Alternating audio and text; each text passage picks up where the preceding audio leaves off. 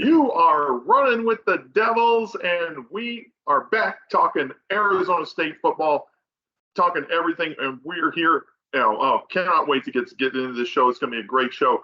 I'm the RyKno, Ryan Knowles. Here with me, as always, Big John Caldwell. Yo. And Big John, I'm out on location today, house sitting for my mom this week. But I'm absolutely excited for this week's show, talking everything Arizona State football with you. And, got to talk for week one, of course. And, as we say here on RWD, you give us 30 minutes, we give you the world of Arizona State football. And we will certainly do that here tonight. Appreciate you tuning in. We'd love to hear from you. So as always, comment, like, hit the subscribe button, and check us out here on YouTube every single week during the season, talking everything Arizona State football. And we start this week. The Kenny Dillingham era got off to an interesting start. We'll say that, Big John. Not the cleanest game you ever want to see.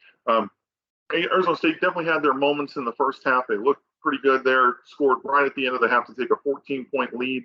But then the weather unfortunately hit, caused a 2-hour 45-minute delay. And ASU just couldn't come back and kind of capture that, carry that momentum that they had going into the second half, going into halftime, I should say. Into the second half, they really struggled and let Southern Utah come back into the game. And ultimately, they narrowly avoided disaster. We'll talk about our concerns from this game. Is anything going to be lingering into this week's big contest with Oklahoma State in Tempe? Of course, it's a blackout. Definitely hope you got your tickets and are going to make it out there for the game. It's going to be a big one. This will be a huge test for ASU to kind of gauge where they are this season. Another thing came out after our show last week. We talked about Xavier Alford, the USC transfer who we expected to be a starting safety on this team. I like a lot. Yeah, and he was definitely one of John's guys, and it was ruled ineligible this year because of transfer rules by the NCAA. And Big John, it's very unfortunate to see. We saw it already with this team with Jake Smith. There's been appeals filed to try to get him active because of injuries. Get him his status back to eligible. But it looks like Xavier Alford, for the transfer reasons, is not going to be a part of Arizona State football this season. And I'm curious how it seems like, because this portal is still kind of new and the rules are new and the rules are evolving, especially as far as how many schools you can transfer to in a certain period of time, unless you have a degree, etc. It's kind of like we're learning, and yes. I'm just wondering if out of the 51 guys, we've had 2 that have not made it because of the NC2A.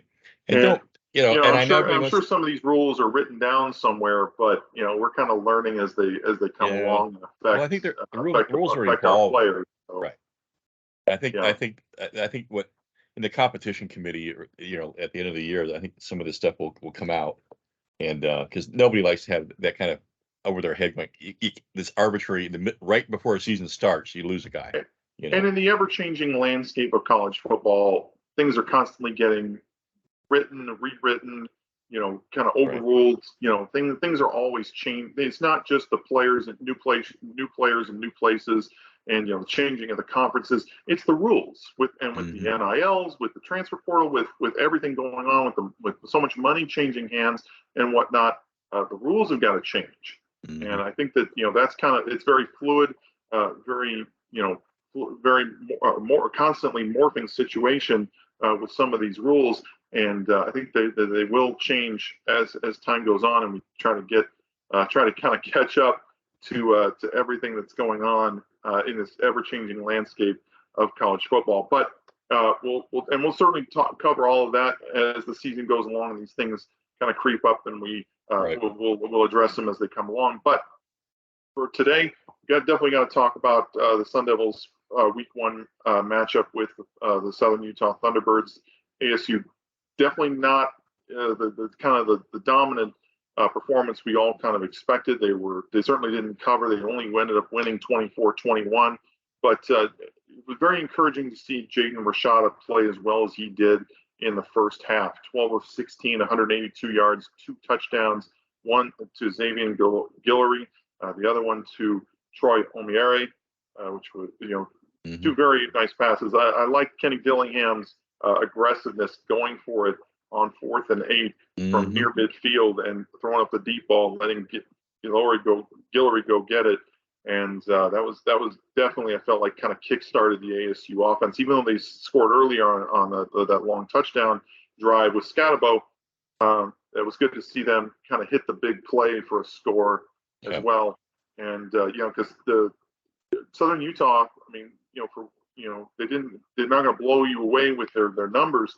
They definitely passed the eye test as far as some of the things that they did. They definitely game planned well against ASU, Mm-hmm. and definitely didn't come out. They didn't came out ready to play, and they had some moments that first half. They had some moments throughout the course of the game. We talked about the halftime delay causing that loss of rhythm for Jaden Rashada. He finished the second half just 6 of 13 for 54 yards. I'd definitely like to see him put together a 4-quarter game. Unfortunately, that delay kind of took everybody out of their rhythm.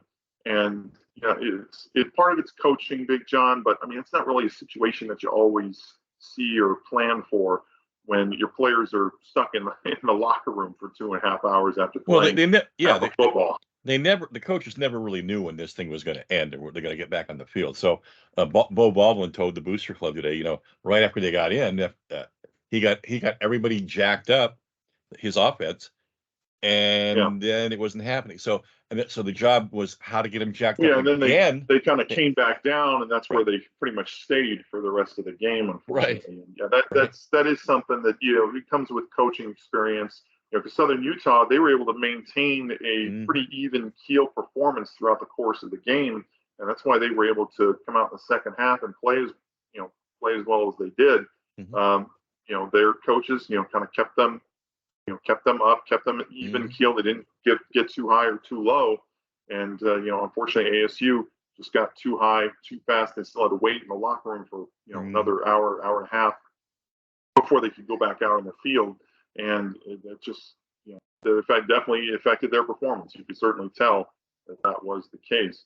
But luckily, the ASU rushing attack was able to put the game away with about 5 minutes to go. They picked up some big first downs. Cameron Skattebo and JaCarlos Brooks was another guy who, we didn't see in the spring very much. Wasn't sure what his role on this team was going to be, but he ended up being a very nice complementary piece and it lined up at the fullback position, which you don't really see too much of, which was kind of unusual. They kind of ran like the old fullback dive with him on some short yardage situations, and he was able to move the chains with some of the things that he was able to do.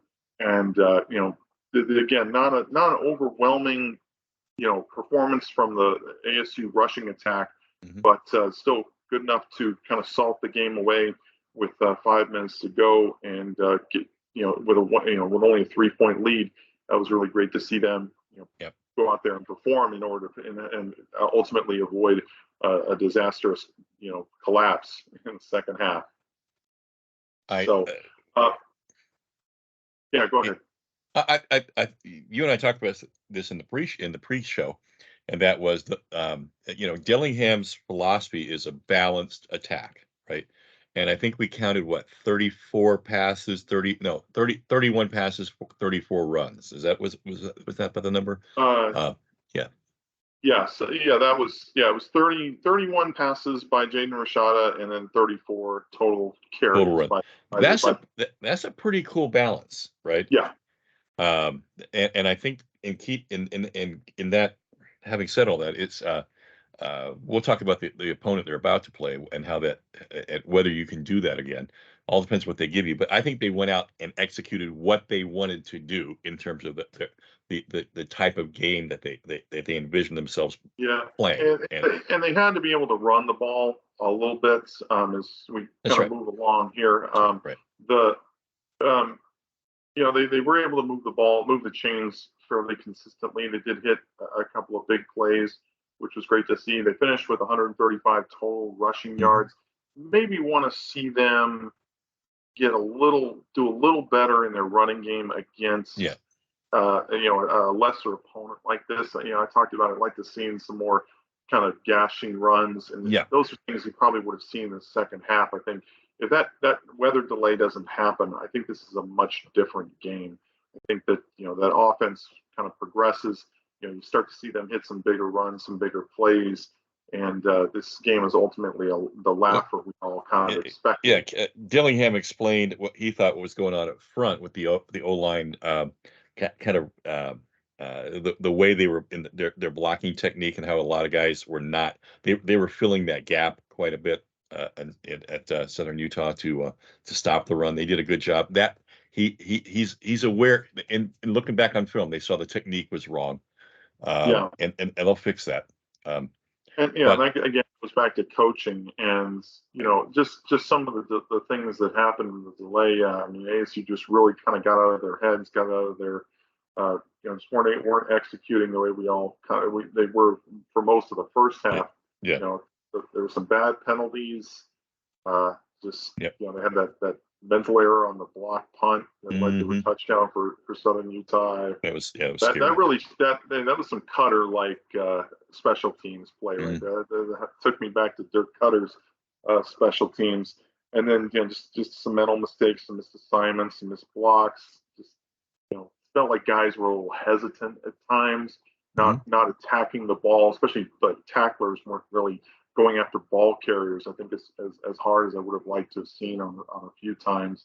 And the defense didn't force any turnovers. They had no sacks. They had 3 total tackles for loss. Time of possession between the two teams basically the same. I think Southern Utah had like 1 more minute of total time of possession.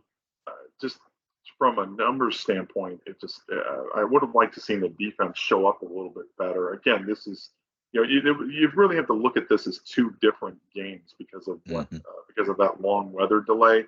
It affected both sides of the ball, and I think again, if that delay doesn't happen, I think we're talking about a completely different game. Defense I think would have showed up a little bit better in the second half.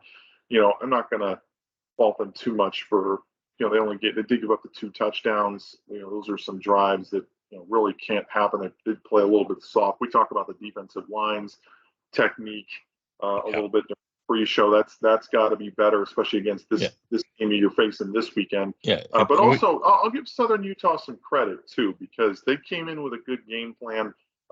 Their defense did a good job. They were trying to take away the run and make Jaden Rashada beat them as a true freshman making his first start. Right. That's all they could do, because they knew he wasn't going to run on him. And they basically knew, let's just make him throw balls and make him uncomfortable. And which they got to him once in the first half. They got to him a couple times. I was a little bit I was very surprised, because last week we talked about the improvement of Emmett Foley as a tackle that came around that right side. He just looked like his feet were in cement out there a couple times. That edge rusher got after it and got to Rashada a couple times. Yep. In the first half, and that's something that just can't happen. It shows you the fine line that's in college football between an FCS and FBS. The line is started to and so I mean, there's a lot of stuff that for them to work on. But as we always like to say, anybody who's analyzing college football will always tell you the biggest improvements are between game 1 and game 2. It's a lot of just technique. Like, our D line was not locking out; they were in here like this, fighting guys. You can't do that as a D lineman. And I saw guys getting worked. You got to get out here and make your move and go. And they were what the technique was bad. Southern Utah I mentioned 0 sacks, 0 turnovers, but Southern Utah's offensive game plan was pretty smart too. They were relying a lot more on the run. They were trying to get to the outside a lot more, use their team speed to get to the edge, and they were run a lot of bootlegs, some play action stuff to get Justin Miller out of the pocket and not have him be exposed as well. And they were hitting on some of those plays too. So kudos to that Southern Utah coaching staff. They game planned very well. They really gamed that out. to try and protect themselves, not turn the ball over, not beat themselves so much. And it showed. They were able to do some good things out there, against a superior opponent. So, yeah. And, just putting a bow on this, as we will every week here on Running with the Devils, our players of the game presented by Valley Athletic Booster Club. To support local athletics, check out valleyathleticboosterclub.com. And after a win every week, we will be talking our players of the game. And for me, I got to start with running back Cameron Skattebo. Nice first game in running goal for this kid. 17 carries, 71 yards, and the first touchdown of the season. A very nice sustained drive. He also was a factor in the passing game, 4 receptions for 41 yards. Very good to see as well. We knew he was a dual threat guy who could be a factor in the passing game, and he certainly was in this game as well. This kid can play Power 5 football. Yes. All the doubts. And everybody was there was a little bit of a debate about who was going to be the starting running back. I got it with a couple of writers this year. Yes.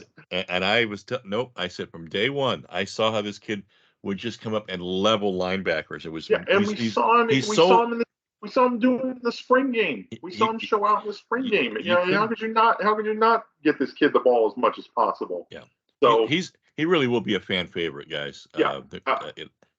I like his game. I mean, again, we talked about him. He's kind of a DeMario Richard type, but slightly bigger than DeMario Richard. But he's a little bit like a bowling ball out there. Good hands. Good hands. And not the fastest guy, but will make guys miss. Not as shifty as DeMario, but he's big enough. He'll run some guys over, and he's certainly not the easiest guy to tackle. So no, just look at his lower body, man.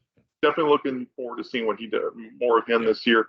And then on defense, it's tough to pick a guy in a game like this where the defense didn't exactly have too many shining moments. But I'll single out cornerback Jordan Clark.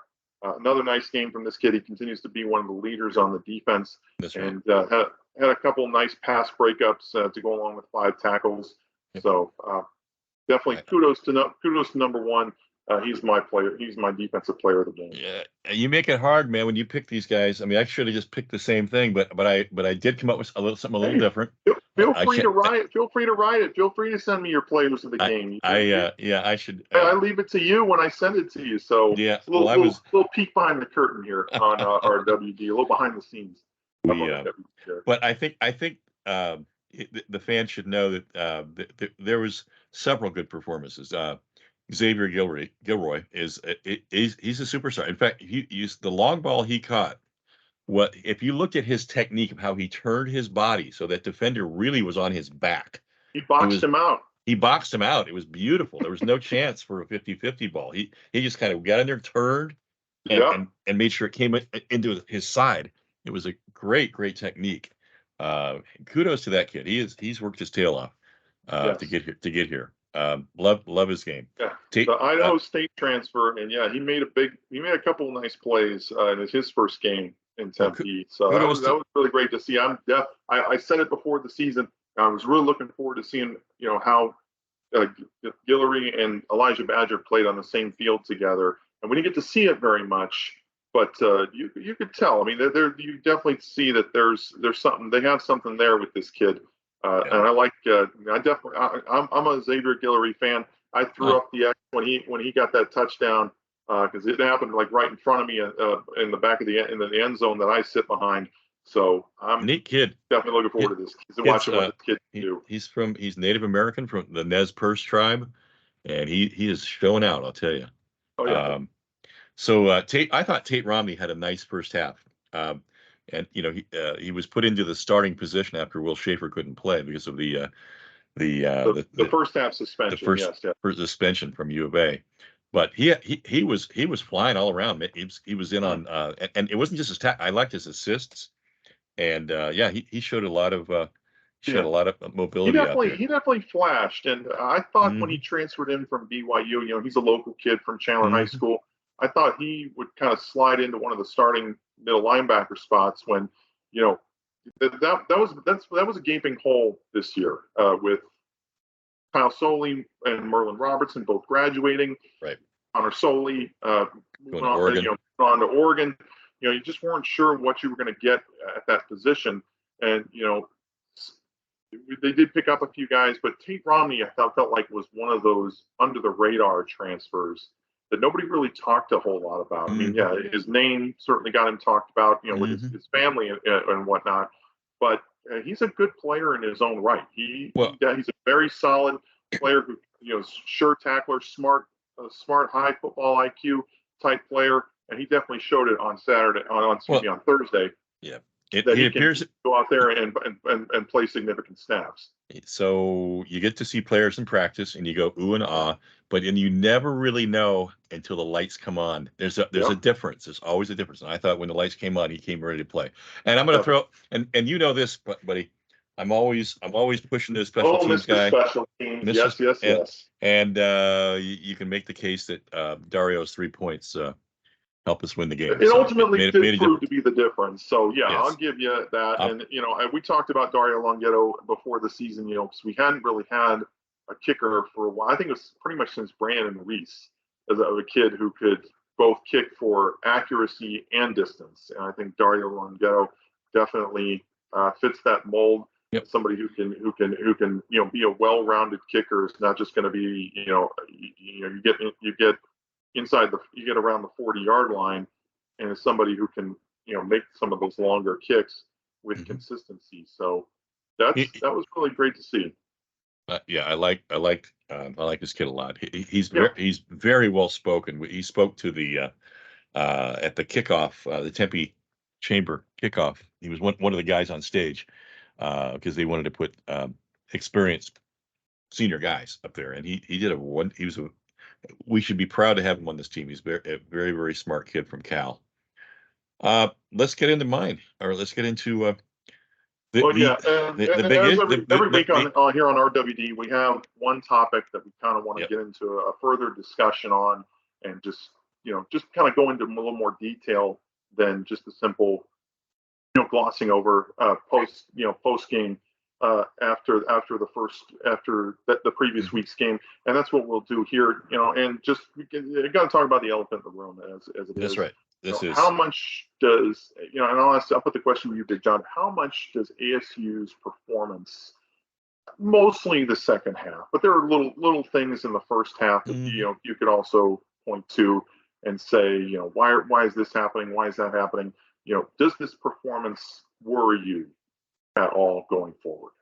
I still think that what scares me the most, we do not have this great, hardly anybody has a history of freshmen winning anything for you in terms of anything big. I mean, and I know people, he's the quarterback of the future, and great coaches don't look at it that way. They look at, how do I got to win games, right? Or else I'm gone. Yeah. So it's that kind of a performance-based business. So I know what they're doing. I appreciate the balls, the balls he moved to make Rashada the starter. I get it. He wins the long ball competition. My concern is you hear the narrative coming, right, out of all the coaches, bad second half, the weather, and I don't care about any of that. What I care about is the kid. Does he have his eyes down the field, or is he freaking out about guys coming off the edge and tackling? He doesn't appear. He's a cool customer, and he does keep his eyes downfield, and he can make throws that nobody else can make, really, on this team, or we haven't seen since Andrew Walter, in terms of his ability to. As far as arm talent goes, absolutely, yes. And that's kind of one of the first things that you're going to point to when you have a rookie quarterback starting his first game. How was his performance? And for the most part, I felt like he passed the test. I would have liked to have seen what he could have done in a normal game under normal circumstances. First half to second half. But obviously everybody was affected by on ASU was affected by that, but especially Jaden Rashada. As a freshman quarterback in your first game, having to come back out in those circumstances certainly wasn't the easiest situation. No, but I think I'll give him a pass. But I think you got to still keep him on a short leash. Sure, you have to. You certainly can't have him turning the ball over. And if that happens, that's the that'll be his undoing. But my real point is, I think you still have you have a good quarterback room. You have a proven guy in Trenton who can move the chains, and I like the fact that they're designing the offense the way they want with with Rashada. I just think it's gonna get tougher, folks, from this point out. Maybe not Fresno State. Fresno State's good, but SC, we have to make some big improvement between now and then, especially up front. Our O line the technique was bad as far as letting those guys how they stop the run. I did not like our defensive line technique at all. I'm not going to keep dwelling on Rashada. I'm just saying there was lots of improvement in lots of places that had to be and so yes, am I worried? This is the best possible test they could have right now. And so yes, I think they'll be scrutinizing if Rashada goes out there and just absolutely getting shelled and put him on, because he's not a mobile guy. He's not supposed to be running, and if he's running for his life, they're going to be they take him out of system. It's not going to be a good outing for us. Yeah, that's certainly something. If you got a guy like that who's he's a good athlete, he can extend plays, but he's certainly not going to run with any consistency, and so you shouldn't expect him to. Not running plays. Not who he is. It's not his style. Right. So it's just a matter of, I think, giving him the protection to deliver the ball downfield, and that I would like to see some improvement from the offensive line. Both lines, I think, definitely. I was certainly upset. Like most people, I was upset after this game. Felt like to breathe a huge sigh of relief that it didn't go the other way, and that there's certainly room for improvement. But I don't think I'm worried so much as I'm curious. I really want to see what this team can do with 4 quarters under their belt, as well as some game film to look at, and where they're not just hitting each other, they have something to kind of build on, see what they're doing wrong, and hopefully they're getting the necessary coaching to improve. And that to me is the big thing. And that's you talked about the how the team looks between week 1 and 2. We're gonna find out who this team is on Saturday. Remember too, I thought Conyers did exactly what we expected. He had one ball that bounced off his chest because Jaden still doesn't have the great touch. But we didn't have Badger in the first half, for goodness sakes. We had some other guys who made some nice catches, but if you have Badger in playing 4 quarters, that's worth at least that's 14 points in my book. Okay. Very possible. Yes, totally. Especially, he gets on the same page with Rashada, and they run some plays to get him in the open space with some blocks in front of him. Right. Look out, because that kid is dangerous after the catch. We saw it plenty last year, and now you kind of upgrade. I think even with Rashada, I feel like he's still a big upgrade over Emory Jones, and I think that if he gets time, if he just gets a little bit of time. And it's going to be tough against this OSU pass rush, but if he gets some time to pick apart, he'll pick apart that defense. We know he has the arm talent. He's got to work on his progressions a little bit, and on the touch, he is still a true freshman, but the arm talent is there. And if he can get on the same page with his receivers, I feel like it's gonna be fun to watch, if nothing else. So today at the Booster Club, at the Valley Athletic Booster Club luncheon, a question was asked of Coach Baldwin, the offensive coordinator. He said, "Who do you see? Who's a breakout player nobody's expecting to be really there?" He goes, "We got one."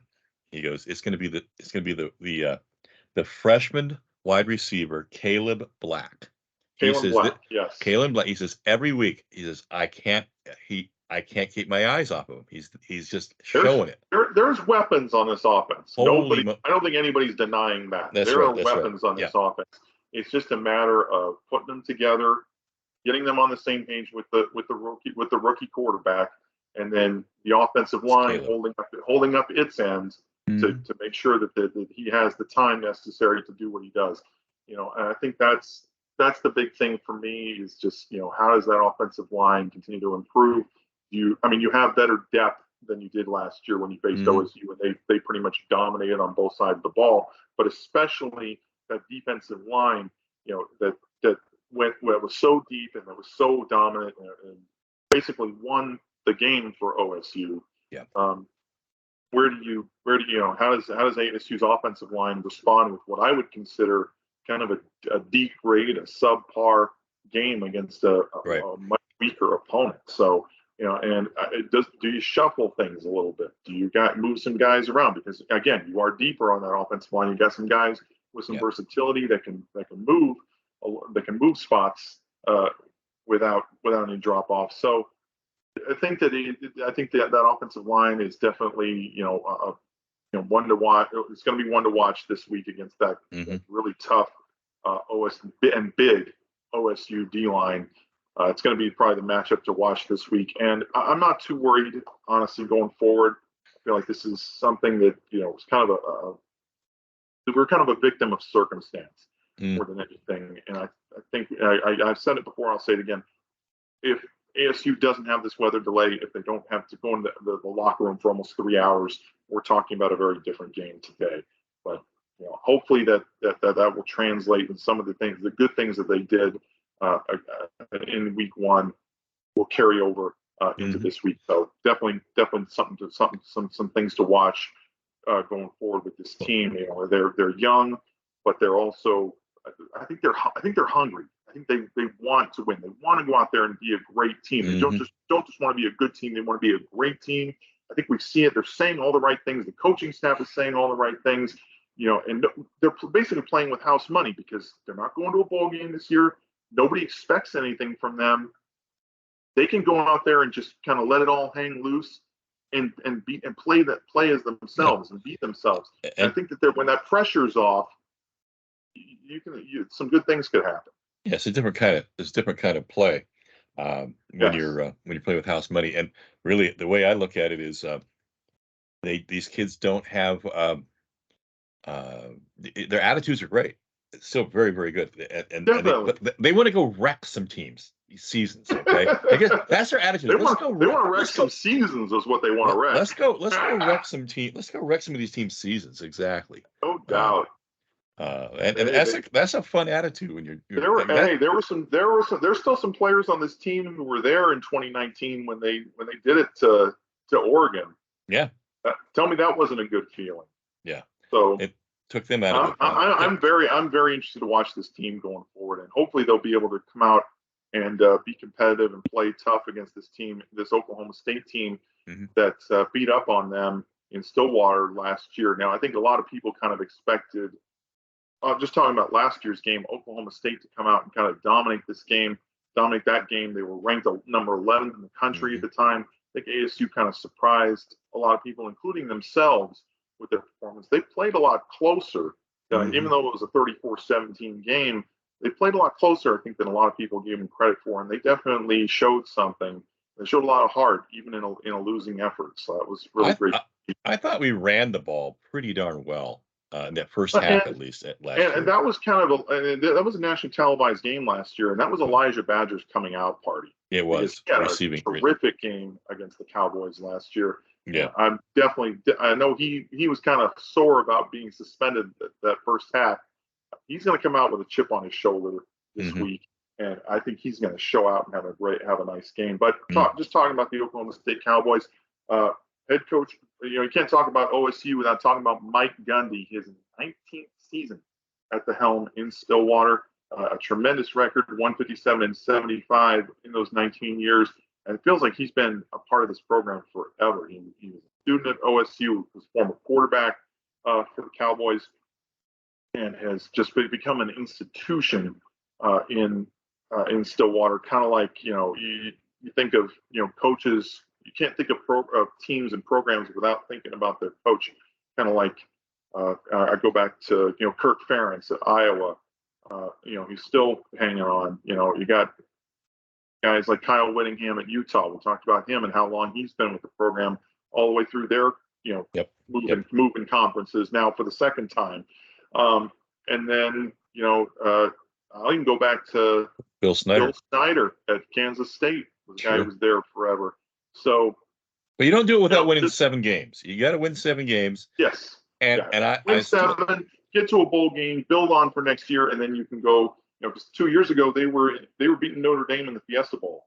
So, dude, that what was the where they lost on the 3-inch line, right? In the Big 12 championship, wasn't it? right. 2 years ago. Yes. Yeah, Yeah. 2 years ago. They could have won that conference, Against but they Baylor. That was against Baylor. Baylor, So, and they got stopped on the 3-inch line. What yeah. a heartbreak! But Yeah. it's a game of it's a game of inches, folks. It's another. It is kind of one of those rebuilding years for Mike Gundy in Right. Stillwater. They got a bit of a scare themselves from another United Athletic Conference team, Central Arkansas, Mhm. and it was a 6-point game in the fourth quarter there. I mean, they did manage to come out and win 27-13, but they certainly didn't exactly impress in their opener either. So it's Mhm. not just ASU. I mean, you look at some of these teams. Boston College lost to a lesser team. Forget who it was. I forget who it was, but somebody lost to like Northern Illinois. Oh yeah. Something. It was there's a lot of teams that kind of came out and struggled Mhm. in their first game and didn't perform well against lesser opponents. So I mean that gap, that gap between FBS, FCS schools, it's closing. It's not as wide as it used to Right. be. And I mean even for I think I said FBS, FCS schools. Mhm. It's closing. These guys are on scholarship too. They're going out there and they're playing hard, and they're every single week. So Oklahoma State got a scare from Central Arkansas. Central Arkansas played Yep. a very tough game. It was Mhm. 13-7 in the fourth quarter. And Yep. the thing with Oklahoma State, I say they're rebuilding because 4-year starter Spencer Sanders, the guy who had a huge game against the Devils last year in Stillwater. Right. He's playing for Ole Miss now. He took a big NIL deal for his last year of college football and is playing for the Rebels in the SEC now. And OSU's still trying to replace him. They still haven't settled on a quarterback. There's a 3-way competition right now, and it still hasn't been settled. All 3 got snaps against Central Arkansas. All are expected to play against ASU. The rhetoric I keep hearing Gundy. It was a month ago saying we may just platoon the whole year. Which it's not ideal. I'm No. with you. You want to build around your system and a guy who's around one guy from a communication and style standpoint. Yeah, and how that's you block most for him. people do. I mean, usually when you platoon guys, though, you think back to like Florida with Chris Leak and Tim Tebow. Mm-hmm. Guys who just had different styles. You ran different schemes and different plays for. You put it out there when you're wanting to run a certain way or you want to throw a certain way. All 3 of these guys are very similar in their Mm-hmm. styles. They're more pocket passers. I mean, they can get out and run when they need to. They're decent athletes, but they're not going to blow anybody away with their scrambling and their running ability. But Garrett Rangel, he's the guy who I think he's the one. I think it was Bowman who actually got the start. Alan Bowman, who's started his college career at Michigan, played at Texas Tech, and actually set some records there with when Cliff Kingsbury was the coach. Right. He was 13-24 for 80 yards against Central Arkansas. Garrett Rangel's threw the only touchdown of the quarterbacks. He was 10 of 18 for 118 yards, but also had that interception. I tell you, I didn't really turn the game on until the fourth quarter when I saw how close the score was. And that's when Gunnar Gundy came in, and he definitely passed the eye test. He looked the part of a starter. And he only played, I think the fourth quarter. And he went out there when it was a 13-7 game. He went out there and lit it up. I mean, he played 906 yards, led a couple touchdown drives, really put the game out of reach. And he also made a couple plays with his legs, had a couple nice touchdown, a couple nice long runs to set them up in the red zone. So remember, me, folks, at least as far as what I saw, it looks like Gunnar Gundy is the leader in the clubhouse. Yeah, he played in 4 games last year. One of the as a freshman, he's a sophomore now. That's right. Yep. Right. Redshirt sophomore. When you have this kind of dilemma on your hands. You don't have you don't have a clear leader. I think what happens a lot of times when this, and you can see the stats here, right? Um, Right. it comes down to who does that O line want to block for? Who do numbers? It may not be who's got. I mean, yeah, you want the hot hand. You want to go with that guy. But then oftentimes you can tell by the way an O line is executing for a certain guy. They're pulling for us. I'm guarantee you that O line has a favorite, And right? a lot of times, especially when you got guys like this that are very similar, they're Hmm. pocket passers. Some of them maybe can throw a little bit further than others. So they have a Yeah. stronger arm. Some are more accurate than others. I mean, there's subtle differences, but a lot of times it comes down to intangibles. And Hmm. one of those is their leadership ability. That's it. Who's the O There you line go. listen to? Who's the offense listen to? Who gets on Yeah. the same page with the receivers? Yep. You're on it. Things like that. You're on And it. who can run the offense well? Yep. Just from their command of the playbook and Hmm. their execution ability. Can they improvise when they need to? And Just who things and that like that. quarterback, yeah, can a quarterback look that guy in the eye and say, you better, shape up or execute, can say the right thing, and Right. that guy will come And through yeah, for you. again, that goes back to the leadership quality. Hmm. And Gunnar Gundy, with he's the coach's son. I think he's certainly capable of that. I mean, there's nepotism. There's an argument for nepotism there, but certainly not from what I saw. He looked like the part. He looked like a starter out there, Yeah. and definitely led that team in the fourth quarter to help them pull away at the end. And just as we go on here and talk about the OSU offense some more, the big running back last year in this matchup was Dominic Richardson, Hmm. who ran 27 times for 131 yards and a touchdown in that game against ASU in Stillwater. Also caught 5 balls for 44 yards. He's at Baylor now. Yeah. So their rushing attack takes on a somewhat of a different look in the form of the two-headed monster, Ollie Gordon the second, who was Richardson's backup last year, and then the Michigan State transfer, Elijah Elijah Collins. Yeah, Elijah Collins. Collins. Yes, thank you. Lost the word there for a second. But both had solid games against the Bears. 7 carries, 44 yards for Ollie Gordon and a touchdown. Elijah Collins, 8 carries, 41 yards and a touchdown. We're Mhm. going to see both of these guys. I think that it's good that they platoon both of them to keep them fresh. And then the one guy we're not talking, I didn't mention, their change of pace guy is also their best receiver out of the backfield is Jaden Nixon, a sophomore who he catches a lot of balls out of the backfield. They'll use him as kind of their third down. You like to call him the water bug, smaller, Hmm. quicker, change of Hmm. pace type player. He Yep. had 6 carries for 27 yards, and then also caught 5 balls for 37 yards. So they'll use him in a lot of different He's a ways. versatile guy. Yeah. Well, so yeah, and definitely an excellent receiver out of the backfield. And then their receivers, familiar name to some ASU fans, the Yeah. Washington State transfer DeJon Stribling. He was Hmm. their leading receiver against Central Arkansas, 4 receptions for 73 yards, and a couple nice complementary pieces in Jaden Bray, and then the speedster Brennan Presley, who they'll use in a lot of different ways. He's a matchup problem in the slot.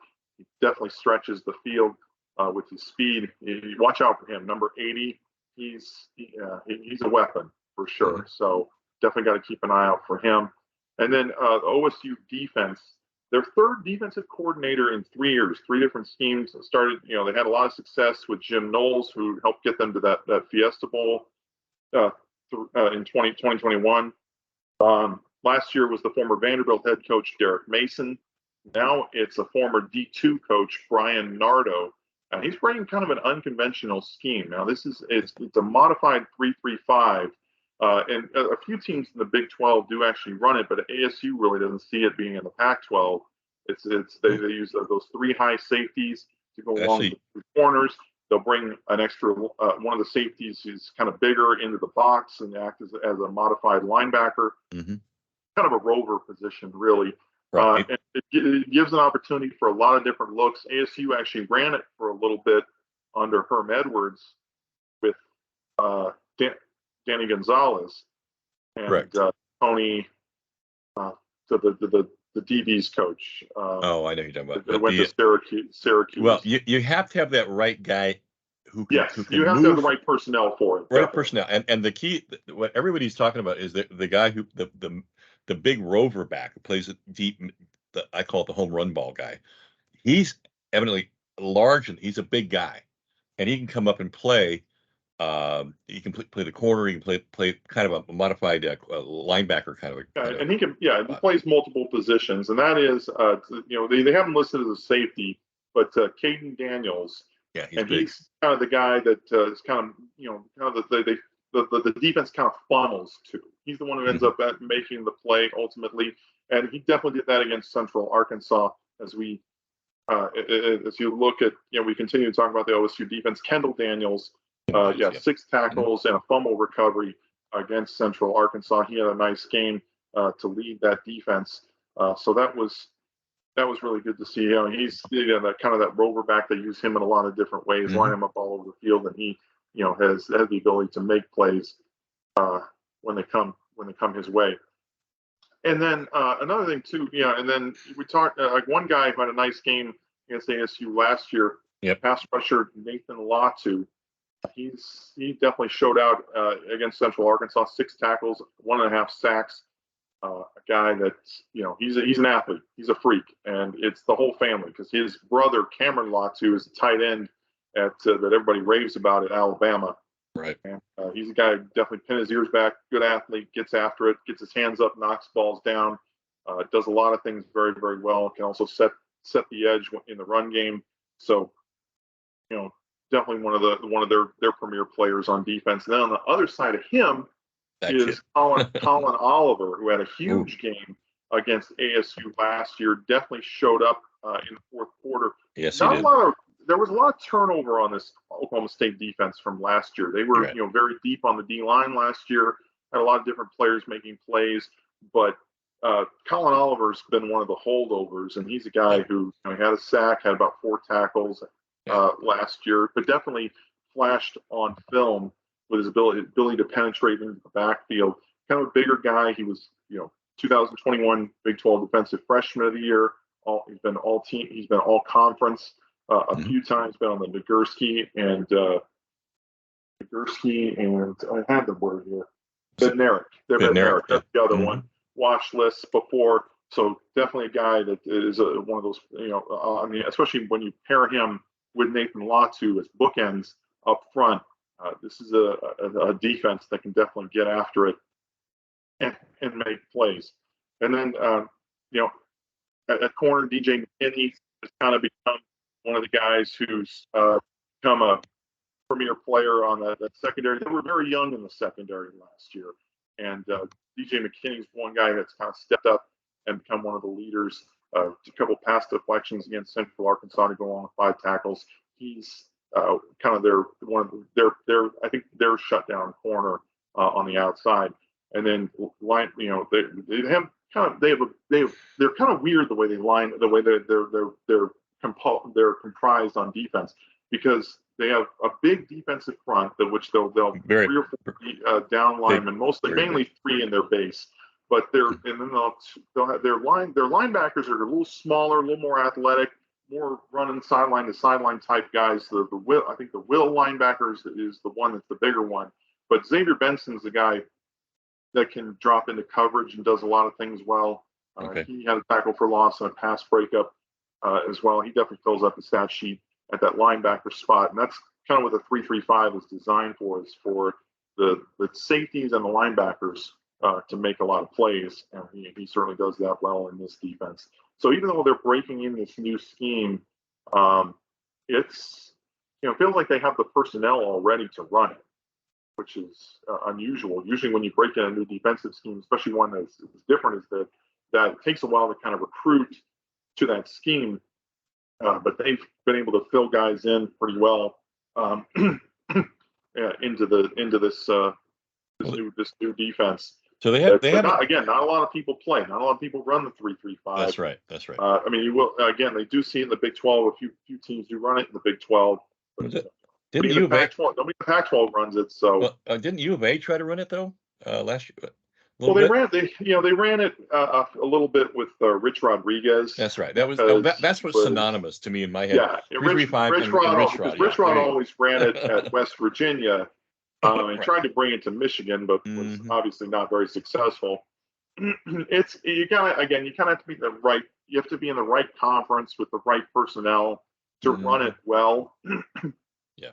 And it can be it can be effective, but the old joke with the 3-3-5 is that's how many yards you give up when you Right. try to run it. You don't have the personnel or the coaching necessary to run it. So yeah, definitely it'll be interesting to see what ASU's offense does against this unusual defensive scheme.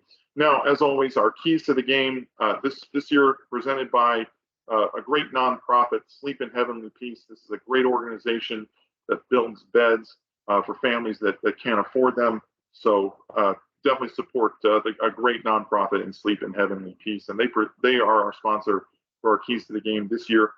For me, this week, gotta start fast against this OSU team.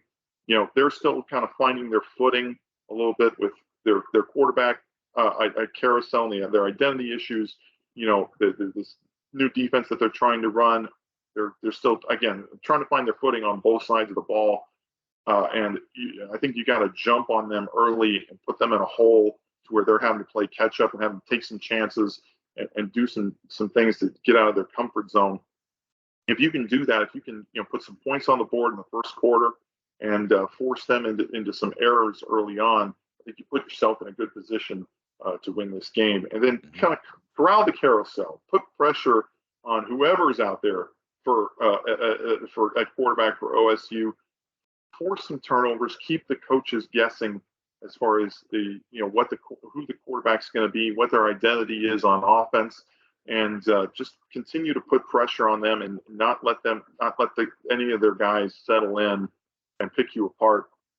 I feel like I think that it's not just the fans and the media that are questioning who the guy is going to be. I think it's the whole team. Oh, that OSU team, when you don't have a quarterback, in the QB1 in the room, where who your guy is and who you are as an offense, that can weigh on you a little bit. That can you got to go out there. You're kind of tentative. You're not sure what's going to happen.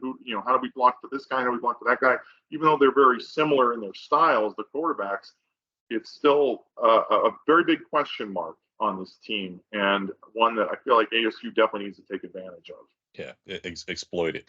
Exploit the weakness. Obviously. So here's mine. I can't stand penalties, like especially dumb ones, especially Nobody can. The number and and the way they were happening. That's just you're coached up, and there's been a lot of accountability in this program since Kenny got here, and even amongst the coaches. And so that was surprising to me. And I know it was the long half and all this stuff, but this is you got to. That was part of it, but there were even some penalties in the first half there was, and if you're made you scratch your head. And I know that it's just there's got to be. Yeah, you're right. I mean that's something that's got to be. The coaching staff talked about accountability. They talked about discipline and wanting to not to repeat the same mistakes of the previous regime.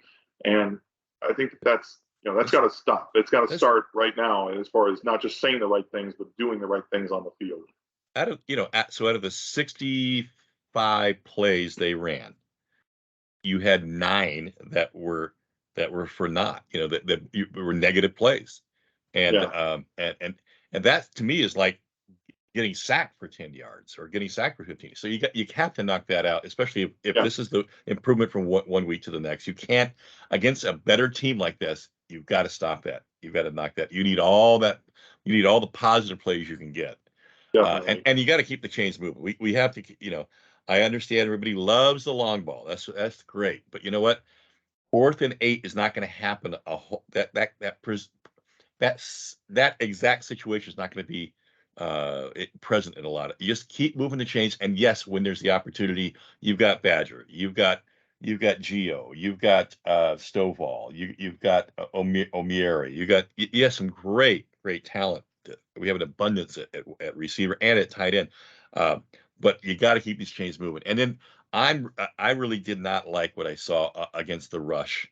this year on defense. I did not like the technique. And I think I think OSU saw it, and I think they're gonna try to attack it Yeah, I early. mean, Try to attack it. it's not like they blew up the stat sheet. Oh I mean, no, somebody only had 87 right, rushing yards. They right. didn't even average 3 yards a carry. Oh, So I know it's not what I like, was. but I mean, I get what you're saying though. The eye test, It was as It's far as yeah, I expect some of the runs that they had, some of the things that they did, you'd like to see ASU kind of stop those. And it against was a much tougher rushing attack in the form of OSU, yeah. even though they don't have their stud from last year, this is still a formidable team that can move the ball consistently. And you definitely got to be better against the run against this team, especially when they don't, again, they don't have an identity at quarterback.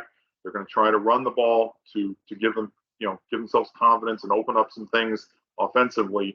So you've got to be much better against the run. Absolutely. Prediction time. Yes. And we both have the Cowboys winning. Unfortunately, even though we were encouraged by some of the things we saw last week, I think, still a lot of work to be done with this team. I think that OSU's experience and their size and just some of the things that they've been able to do, as far as their defense and some of the players that they have, I think is ultimately going to win out. Again, we both think it's going to be a close game. The line's only 3.5, so Vegas thinks it's going to be a close game too. But maybe ASU in a blackout. And we know these non-conference games against Power 5 opponents. ASU's never lost at home in a game like this. So at least not in the Pac-12 era, I should say, Pac-10, Pac-12 era. So maybe they can come out and pull a rabbit out of their hat and put together a four-quarter game. But we both think the Cowboys are going to come out on top at least. Yeah, I think who's going to play 4 quarters, and because we haven't played 4 quarters yet, we're sort of we have the most one game. Yeah, exactly. So I mean, until I can see us put together 4 quarters, I'm not going to flip to the other side on this but especially not when you're facing a team like this. No, I completely understand. You got it. So show me you can play 4. We're on a similar wavelength here, and John's even more of an ASU homer than me. He usually pick ASU in sometimes in games like this that are relatively even. But even I we're both kind of the same mindset that ASU's just not one of those, just not quite ready for primetime player, but I think they'll take some important steps in a game like this and something that they can build on going forward. I still can't get last year's game against OSU out of my head, and I know they lost a lot of guys in the D line. I know it's not the same quarterback, but still, that was a big same running back who ran for over 130 yards. That's right. And so, but this is they play big boy football in this conference, and let's talk about for 1 second. We're going to this conference. We're really going to have to play a different style of football to beat teams like this. See them every year. Yep. We're gonna, and this is if you really want to excel in this conference, this is a team you got to beat, right? They're a contender, or right around. They're 1 or 2 or 3 every year.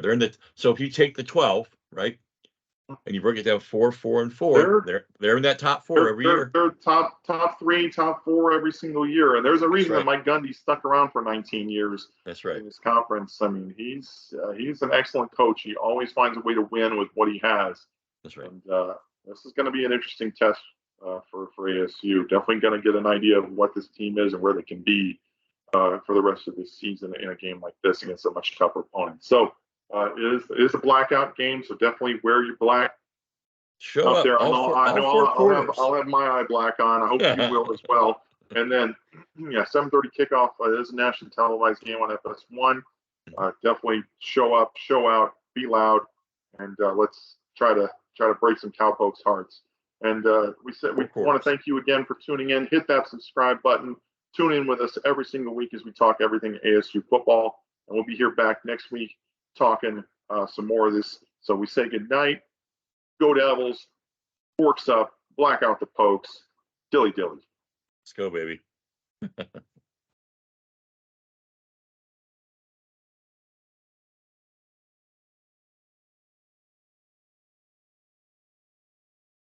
Detroit's going to win.